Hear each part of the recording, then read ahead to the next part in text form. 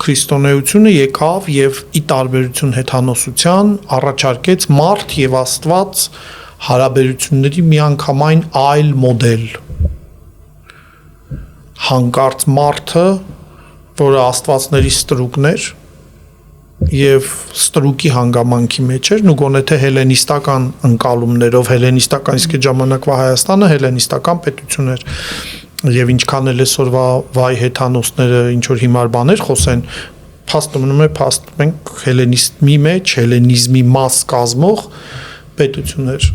եւ այս ժողովուրդը մարդը որպես այդպեսին ստրուկ էր աստվածներին եւ մեկ էլ հանգարց գալիս է մի կրոն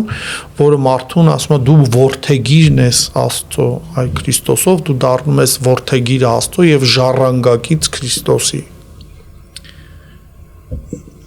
եւ մահվան այդ սարսափի փոխարեն քեզ տալիս է կյանքի հույս եւ խոստում դրախտում տիրոջ ներկայության Աստծո ներկայության մեջ լինելու սա բացարձակապես մարդ եւ Աստված հարաբերությունների այլ մոդել է եւ քրիստոնեության շատ արագ տարածումը պայմանավորված է նաեւ սրանով որ մարդը իր կյանքում ընդհանրապես որևէ հույս չունի եւ հանկարծ իր առջեւ բացվում են այդ հույսի դռները եւ ինքը տեսնում է որ կյանք կա